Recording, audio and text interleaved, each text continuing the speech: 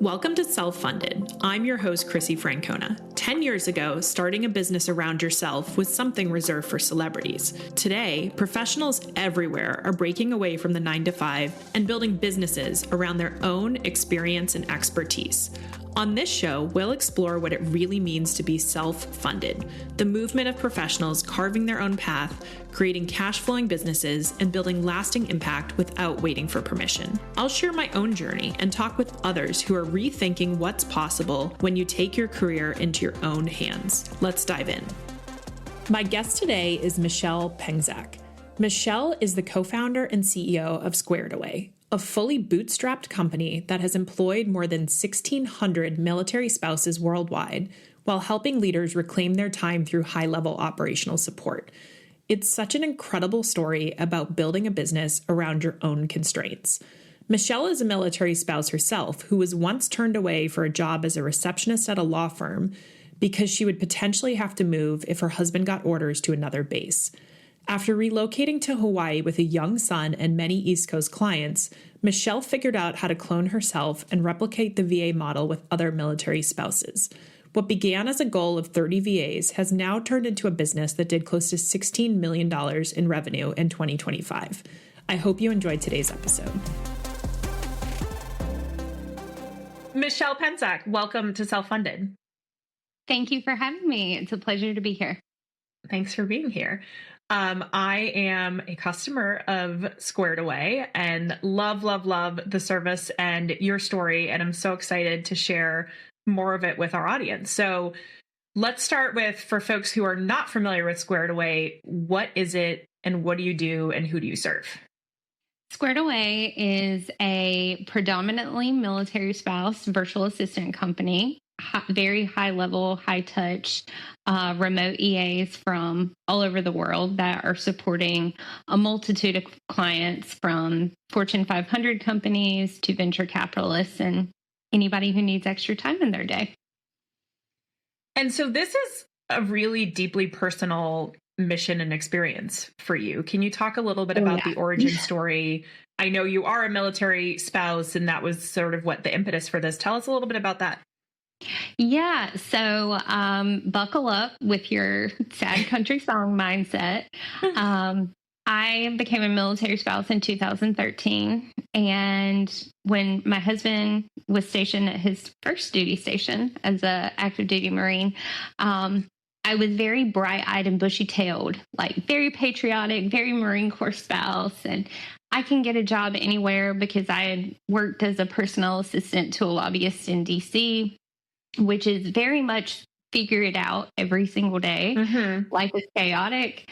And I got to North Carolina, to New River, and I thought, wow, I'm in my backyard. I grew up here. I can get a job doing anything. That was unfortunately not my experience. I vaguely remember going into a law firm, doing an interview, and they didn't want to offer me the position of a receptionist because I would not be there long term. Well, in Marine Corps times, 3 to 4 years is not temporary. Mm-hmm. So I did my pitch. I can be here. I can be great for your company. They didn't want to hear it. That kind of happened about 20 more times over the next 3 or 4 months. And I got really ticked off. There's a theme here, so stay tuned. And I said, well, let me see if I can find something online. It was when remote work really started to kind of get its sea legs. And I started working for a virtual assistant company that's still around to this day. And I loved it. It was amazing. I supported e-commerce clients, venture capitalists. I was doing something different every single day, which was very much in my lane. And my husband was in and out because Marine Corps sends you places all the time. And it was great because not only was I being able to build out something for me, but I was also able to support him every time he was home, be there for homecomings, deployments. It all worked. So I thought I had found the needle in the haystack for military spouses. that would not be my experience. After I had been with the company for about 2 years, this is where the sad country song part comes into play. My husband had just left for his second deployment, and 3 weeks later, I woke up to an email saying that I no longer had a job, along with 400 other people. So, as you can imagine, it was chaos, but I was also 3 months pregnant with our first little boy. So the hormones were all over the place, and couldn't get my husband on the phone. So it was pure chaos for a Monday. And one of my clients said, you know what? I'm not going anywhere. Let's just do this with us. And I said, okay, started an LLC, got permission from the company. All my clients that I was supporting came with me. So I was doing everything without the middleman, essentially. And it was working. I was like, am I breaking a law? Is something going to happen? Do I know? How do I pay my quarterly taxes? I was figuring it out all while he was deployed, all while I'm still growing a baby. And took 2 weeks off to have my son, which highly do not ever recommend anyone. It's hard when you're self-employed, though. I've been there. I understand. Yeah, it absolutely is. My clients were extremely supportive, but their life didn't stop just because I was a brand new mom, and I understand that. So me and Sawyer figured it out. He was the best exclusive employee ever while we were growing, and it worked. I figured out being a mom, figured out how to keep my company, just me running.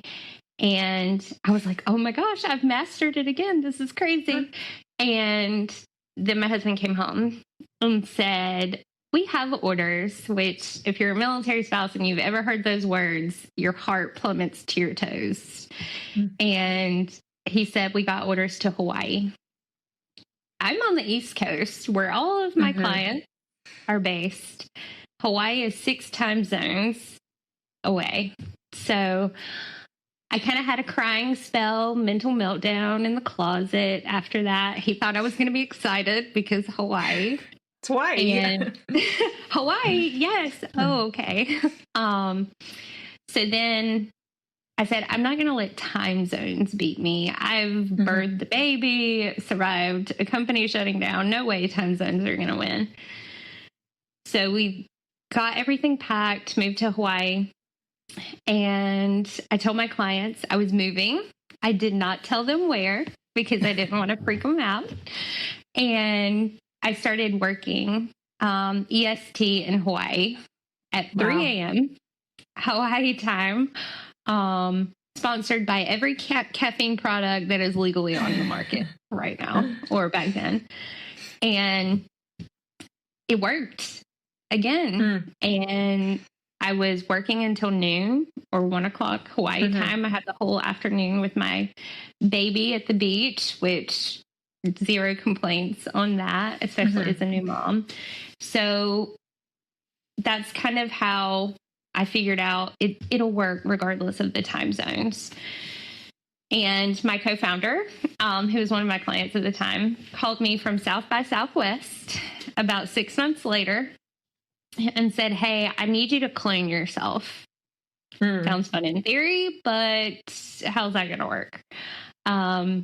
So he was like, no, I'm growing my business. I need you to scale with me. You need to think about building a company. And I was like, dude, I love you, but I have not slept in 3 years at this point is what it feels like. I have a 1-year-old. I'm in Hawaii. I don't know about this. And he was like, no, just think about it. And one of my friends in Hawaii was having the exact same experience as me, not being able to find a job. She had great experience. And I kind of got ticked off for her and said, you know what, we're going to do this and we're going to focus on employing military spouses. I have no idea what that looks like right now, but this is my, fun fairy tale idea. And that's kind of how Squared Away was born. We launched 6 months later in November of 2019. 17. And now we have employed over 1,600 military spouses in the past 9 years. So wow, that's I'd say incredible. it works a little bit. Yeah. You figured it out for sure. As you thought about that, you had this built-in customer base to some extent. You were at a different firm. You were able to bring some of your customers over. Obviously, it sounds like in your co-founder, you had not only a customer, but or client, but someone who really believed in you and believed that you could scale this. And I imagine it was helpful on the BD side. But you're building a two-sided network. Like you needed both the supply and the demand. How was that tension early on? Like, where did you find, like you sort of had this vision of military spouses, like, was that all word of mouth? Like, how did you tap into that? And then how were you finding clients kind of early days? Yeah. So most of our assistants were extremely word of mouth. I think I put up exactly one post that said, I'm starting this company. I would love to hire military spouses. And I brought on one person originally. So there was just two of us in the very beginning. And from there, it just became word of mouth. We were getting between 40 and 60 applications a day within 4 months of Squared Away launching. And my co-founder, Shane, was fantastic. I already had a really great client base in San Francisco and New York. And so I started telling my clients about the idea of Squared Away. And they were like, oh, yeah, this would be great. Here, let me intro you. And so it really grew from mostly VCs and Portco companies because they said, oh, you're supporting this VC. You would be great. Of course, you're bringing in fantastic people. Let me introduce you to more Portco companies.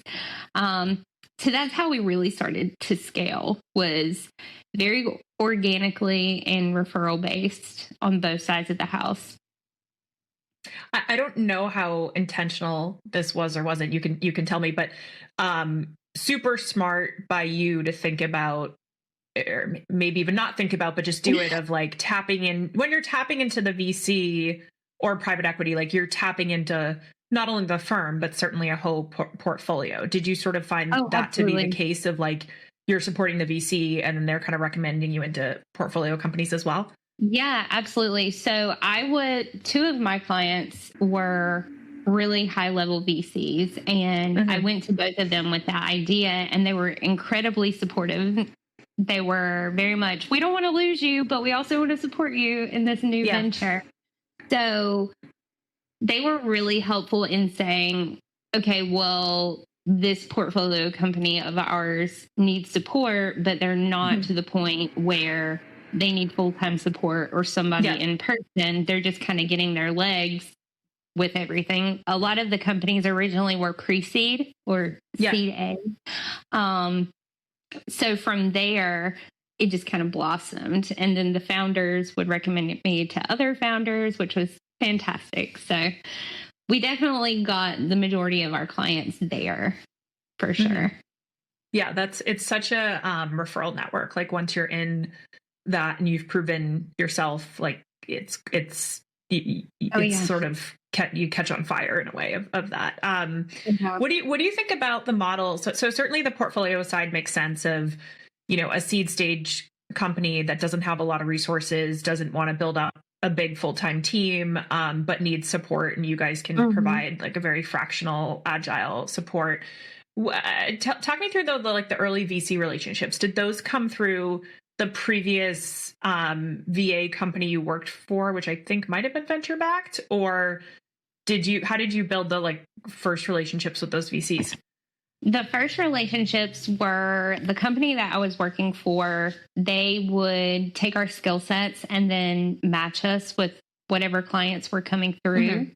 And they were a venture-backed company. Yeah. But from there, I built the relationship with the person that I was supporting. And then they would say, okay, we're going to bring you on and you're going to support another partner in our firm, or you're going to support this operations person. It was very much, they just kind of bounced me around to different ones. And then it would be, okay, well, this person's out on maternity leave. You're going to support them. And then a year later was squared away. They would circle back and say, hey, we actually want you. Great. You're not available. Give me someone that you recommend.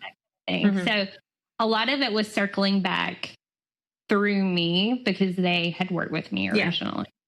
That makes sense. One thing you're sort of getting at, and I'd love to understand more of, is they wanted you. Like you had the relationship. They knew they could and a lot of this work requires trust. Like you were maybe dealing with financials. You were contacting high level contacts on their behalf. Like there's a lot that you are representing that person in your interactions externally and internally, and all the things that come with it. How did you manage scaling yourself out of delivery? What did that look like of like Michelle, the virtual assistant who had some other people working with you, and then Michelle, the co-founder and CEO of Squared Away? That has been a long and lengthy and still ongoing in a lot of ways process. It was really hard because I went from being the doer, the fixer person, the absolute go-to handler, to having to brain dump everything that I knew and understood about working with these high-level executives and very high-touch individuals. And I had to figure out how to teach people that. And that was really hard for a long time. I very much micromanaged the relationship, not necessarily the task, but very much the relationship, to the point that they would come to me and say, okay, we want to bring them on full time. How do I do this? We love you. We don't want to not support you. But it was really hard because not every military spouse has the exact same skill set that we're looking for. And I saw in my previous company how the matches weren't always what they needed to be.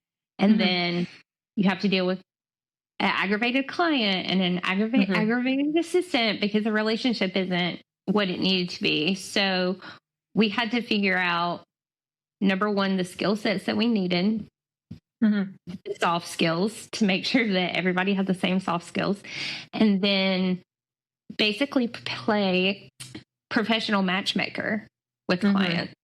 And for a long time, I kept my hand in that because I always went with my gut with each client match. So that was really hard. Like, how do I delegate my gut to a team to match these client assistants? Because we were incredibly intentional since we're fully bootstrapped, and we never wanted to be otherwise. So that was really hard. It took me a long time to give that away. It's really interesting what you're talking about, because you obviously had this talent market that you identified. But what you said is, not all military spouses have this. It's not a monolithic group and everyone has the same background. It's more what you were tapping into was, I would describe as like an inefficiency in the labor market, that it was people who, whether they were going into a law firm like you went into trying to get a job, or whatever was in sort of their local area as their spouse was stationed somewhere. How did you think about screening for that? Like, what were you looking for? What were the common things you were looking for, and how did you do that at scale? So I had never really hired anyone before. So I didn't know all the craziness that you could screen for. At first I was like, who wants a job? I felt like Oprah. Who wants a job? You get a job. You get a job. And then I started seeing the skill sets and the challenges. And I was like, we have to start screening for this. How do we screen for this? How do we test them to see if they would be a good fit for a client? Their response times, their professionalism, all of that stuff was because we didn't screen for it originally, and we went back and kind of saw the consequences of it and then had to solve for it. I'm like, we should probably look into that. So the talent that comes in today is immensely different than the talent that came in 9 years ago. We have incredibly high level assistants whose skill set is 1,000 times better than mine, even to this day, I feel like. But they also had that energy, that that desire to take care of people, which we didn't necessarily have in the beginning. We had more of the mindset of, oh, okay, well, I'll try this and see if I can have like a side hustle type deal. Whereas the mind shift has been, how can I make a career out of working with Squared Away?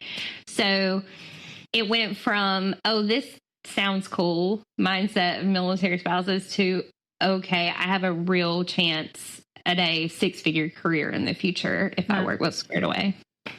That's awesome. That's incredible that you're able to give those opportunities to the people you employ. Oh, and it's definitely not just smoke and mirrors. I promise you. I got to tell the story if it's okay. Yeah. So I had an assistant. She started with me in early 2023. She was a stay-at-home mom. She hadn't worked in a professional capacity in about 5 years.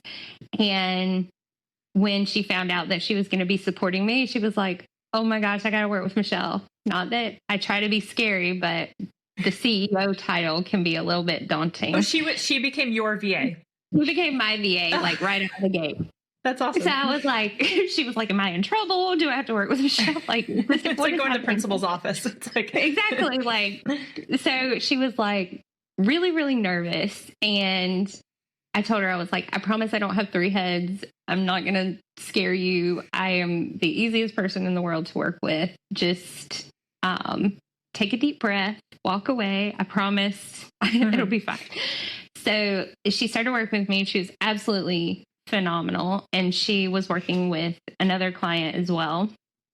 So over a 2-year period, because this happened in the beginning of this year, she had supported me as well as another, I think she was working with a VC, but they bought out her contract with Squared Away and brought her on as director of operations with a 6-figure salary.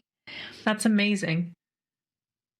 She was so scared that I was going to be upset. And we had a very long crying conversation phone call, but I told her then, and I tell all of our team this, I am so proud to be a part of your stepping stone, because you never would have found this without us. And you did it in 2 years. 2 years. That's incredible. That's incredible. And I wish that happens all the time. Yeah, and I was going to say, wish I had a number for how many times that happens. But everybody's always like, well, we're sad to leave Squared Away. We're sad for you to leave too, but go do way cooler things than you were doing with us, because this is such a cool opportunity. And it's so, so amazing to be a part of that journey. Have you, if this has not happened, I bet it will happen to you at some point. Have you had an alum become a client? Yes. Like them hire. Yeah, you have. Yeah. Yes. That started happening probably 4 or 5 years ago. And it was really cool to start seeing our assistants getting assistants from our team. And I was like, man, that is the icing on the cake right there. It totally is. No, it's such a proof point of you've built something.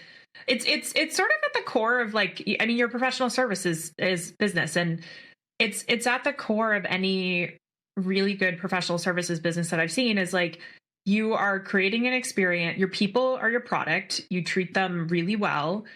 You train them, and you want them to succeed, both within Squared Away and beyond. And then ultimately they become a referral engine back into Squared Away, both on the talent side, but also on the client side. Absolutely. And somebody asked me this question a few months ago. And I don't know if they meant it in a very nice way, but they said, if you've employed over 1,600 spouses, why do you only have a core team of around 400? And I said, that's because they're all going off and they're getting buyouts with their clients. They're doing higher level career trajectories. they're going where they need to be. So we don't have to have a core team of 1,600 assistants. If we did, we would not be doing our job. That's why we have about 10 incoming teammates every week. So do the math. Yeah. No, it's amazing. And you've built this. I want to talk a little bit about the scale, because this is like, I knew you guys had grown a lot, but when you shared some of your numbers, I mean, it like, I almost fell out of my seat. Tell me a little bit about where you are now from revenue, customer. You talked about the size of the team. Share a little bit of that. Yeah. We're still fully bootstrapped. We did around right at 16 million, just shy of 16 million in 2025. And it's wild. 60% of that has gone to military families, if not more. That's incredible. And so to date, we've paid over $32 million to military families.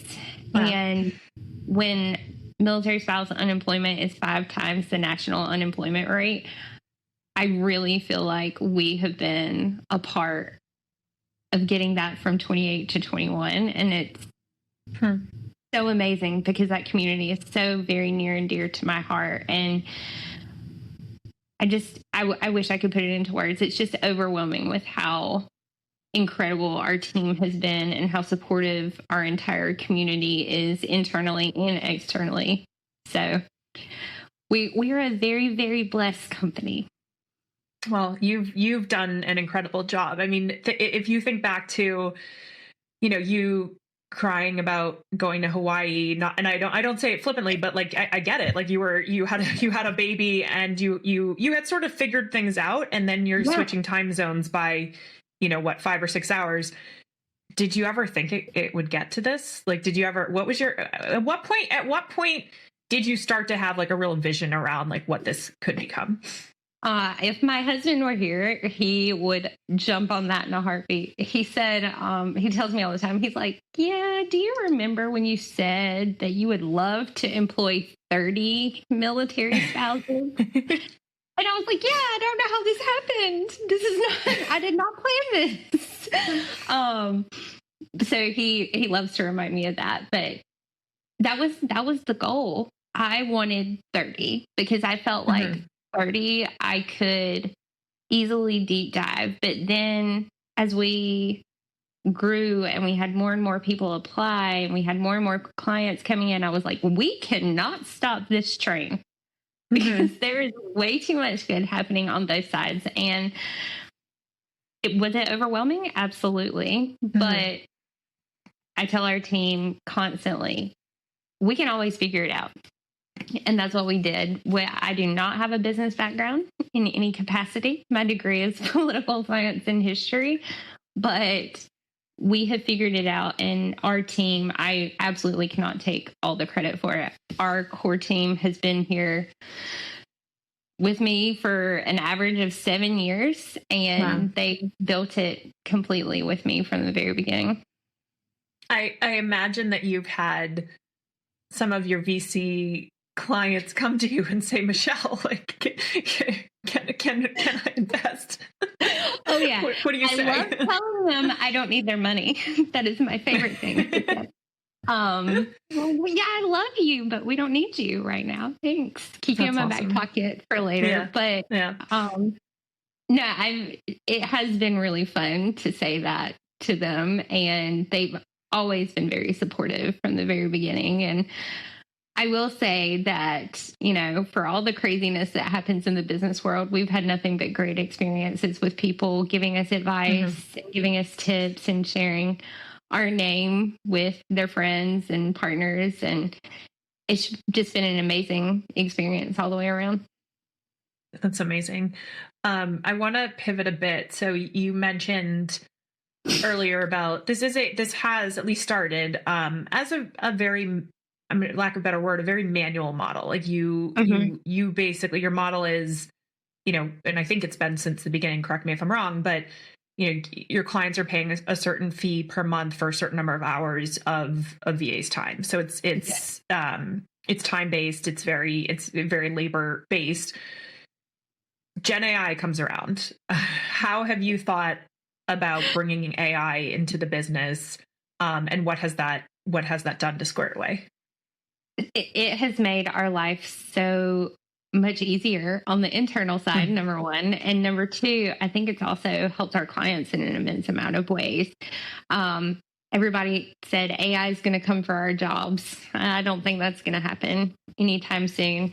AI works the best when it has a human component to it, or a human managing the AI on the backside of the house.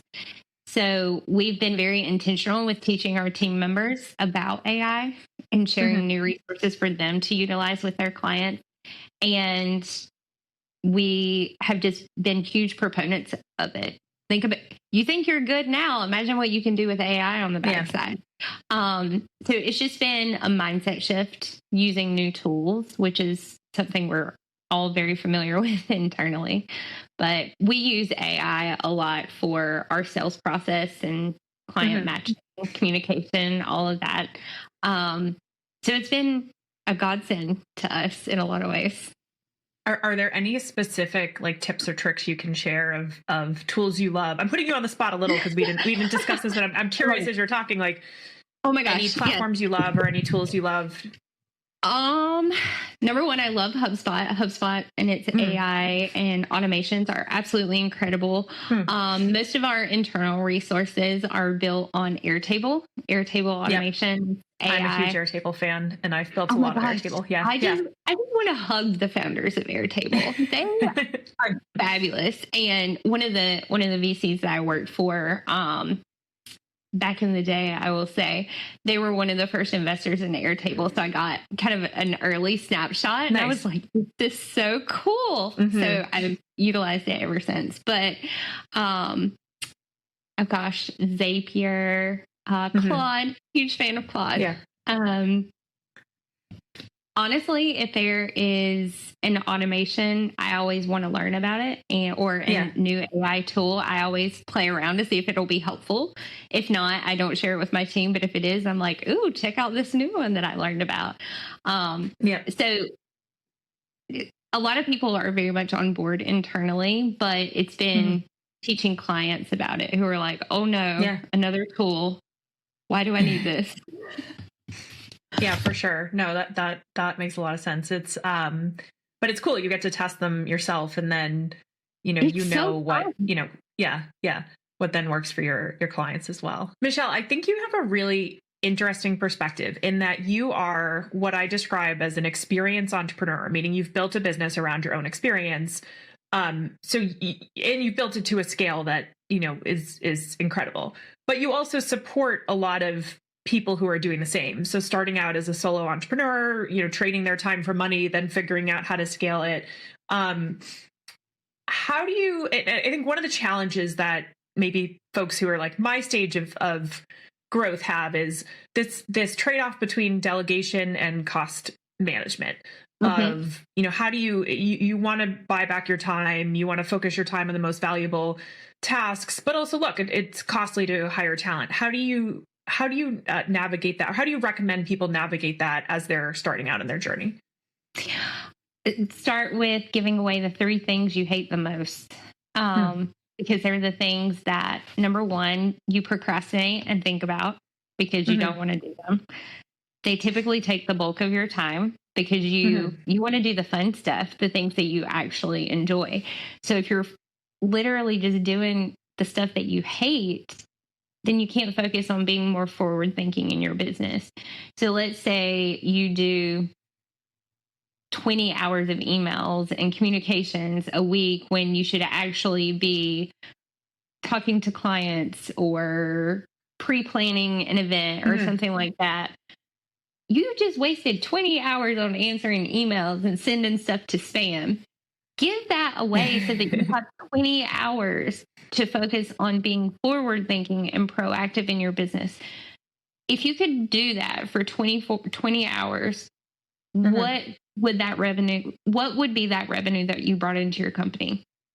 Would it be $20,000, $50,000? If so, 15 hours a month or 45 or 50 with an assistant pays back tenfold. Yeah. If you think about it in that regard. So if you think about how much you're worth an hour, can you triple that or quadruple that by having an assistant? So get rid of the 3 things you hate the most, because once you do, then you're like, I can breathe. Now what do I want to do? Because it's a game changer. The first time I got an assistant, I was like, nope, I can do it myself. I've been the do-it-myselfer the whole time. And then when I started giving stuff away, I was like, holy cow, I can focus on actually bringing in more clients, talking about Squared Away more, figuring out how to bring in a new revenue stream, things that I didn't have time for, especially as a mom, because kids have all the things and all the needs during the day. And if I had that dedicated time where I wasn't focused on social media or anything else, then I could think about, okay, well, how can I make Squared Away better longer? So 3 things you hate the most, write them down. You are taking away a procrastination technique, by the way, of many people are going to say, well, that's how I avoid. Hi, I'm Michelle. I am also a master procrastinator. So, I feel like I'm talking to my people because I've been there. Like, no, this client is high touch. I really need to talk to them. But do you really? Yeah. Or your assistant draft an email or push that call out to a time. It's all about giving the things away you hate the most.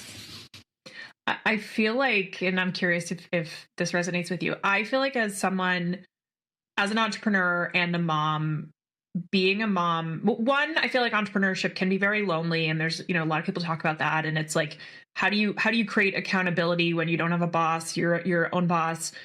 But I feel like being a mom and an entrepreneur, it's made me so efficient. Like I just have to, like I would get to like Friday afternoon in a job and be like, I'll just do it tomorrow morning. I'll do it Sunday, or I'll do it. And now I know, like, when I log off on Fridays, like I most often am not opening my computer until Monday morning. And so those last like 2 or 3 things that I'm putting off on a Friday, like I'm forcing myself to finish, because I can tell myself like, oh yeah, I'll just do it. I'll do it tomorrow. But I'm not doing it when the kids are home.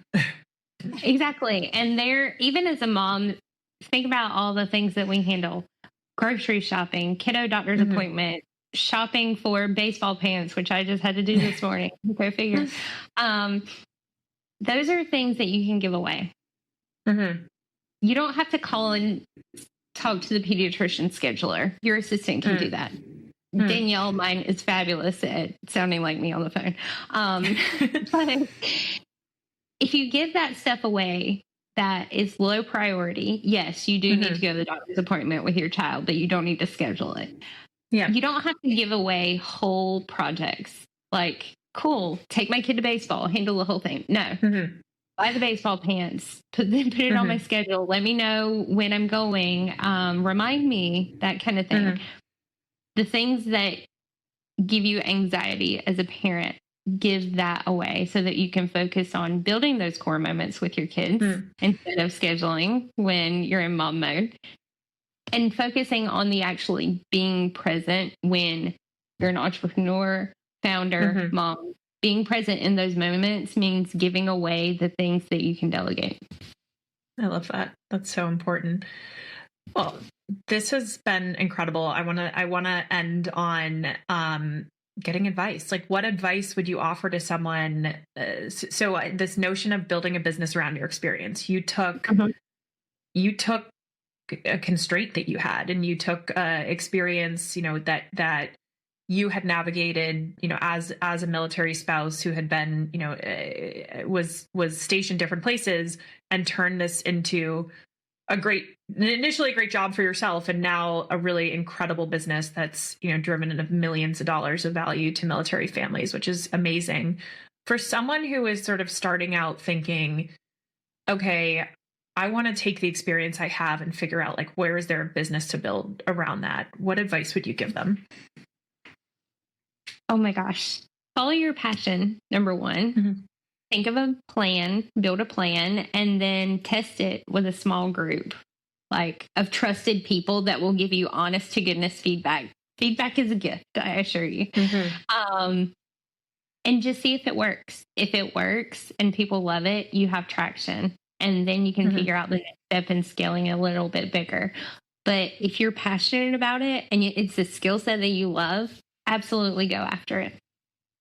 That's awesome. And I feel like that attitude and approach got you from let me find work myself to let me build something for 30 people to you've impacted 1,600 military spouses at this point. So it's incredible. And I feel like you're and what? That and a lot of spiciness, my husband would say. A lot of spiciness. I love it. Well, Michelle, thank you so much. Where can people find out more about you and Square It Away? Go squaredaway.com. And if you have any feedback or have any questions, I'm always open to answering emails. So Michelle at gosquaredaway.com. Awesome. Well, thank you so much. Thank you. I appreciate you having me, Christy. Thanks for listening to Self-Funded. If you enjoyed today's episode, be sure to follow the show wherever you're listening so you don't miss what's coming next. I'd also love for you to leave a review and share what you're most excited about on your own self-funded journey. And if you want to go deeper, check out my Substack. You'll find the link below. Until next time, keep carving your own path.